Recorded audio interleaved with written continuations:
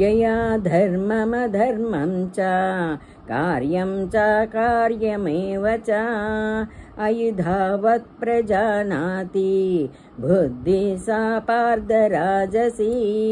ఓ పార్థ, ధర్మాధర్మముల యొక్కయు కార్యకార్యముల యొక్కయు కర్తవ్యకర్తవ్యముల యొక్కయు యథార్థ తత్వములను తెలియజాలని బుద్ధిని రాజసు బుద్ధి అని అందరు.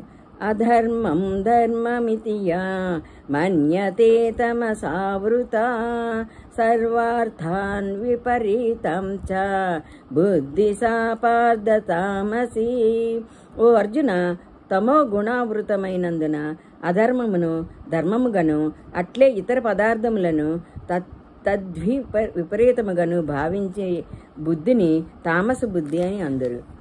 ధృత్యా యయా ధారయతే మన ప్రాణేంద్రియ క్రియాః యోగేన వ్యభిచారిణ్యా ధృతి సా పార్థ సాత్వికీ. ఓ పార్థ, ఇటు నటు చలింపని ధారణాశక్తితో మనుష్యుడు ధ్యాన యోగము ద్వారా మన ప్రాణేంద్రియ క్రియలను ధారణ చేయ శక్తిని సాత్విక ధృతి అని అందరు.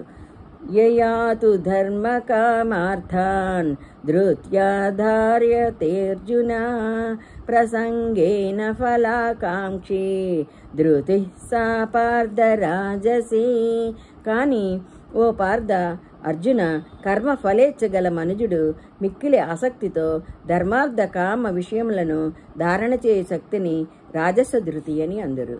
యయా స్వప్నం భయం శోకం విషాదం మదమేవ చ న విముంచతి ధర్మేభ్య ధృతి సా పార్థ తామసి.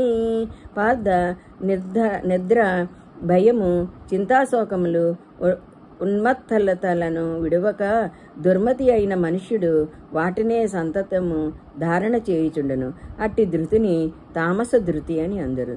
సుఖం త్విదానీం త్రివిధం శృణు మే భరతర్షభా అభ్యాసాద్రమతే యత్ర దుఃఖాంతం చ నిగచ్చతి యత్తదగ్రే విషమివ పరిణామే మృతోపమం తత్సుఖం సాత్వికం ప్రోక్తం ఆత్మబుద్ధి ప్రసాదజం. ఓ భరత శ్రేష్ఠ, 3 విధములగు సుఖములను గూర్చియు నేను చెప్పేదను వినుము. ఏ సుఖమునందు సాధకుడు భజన ధ్యాన సేవాదులను అనర్చి ఆనందించునో, దుఃఖములను అతిక్రమించునో, ప్రారంభమునందు విషతుల్యముగా గోచరించినప్పటికీ పరిణామమున అమృతతుల్యమై పరమాత్మకు సంబంధించిన విషయములలో నిమగ్నమగునో, అట్టి సుఖమును సాత్విక సుఖము అని అందరు. విషయేంద్రియ సంయోగాత్ యత్తదగ్రే మృతోపమం పరిణామే విషమివ తత్సుఖం రాజసంస్మృతం.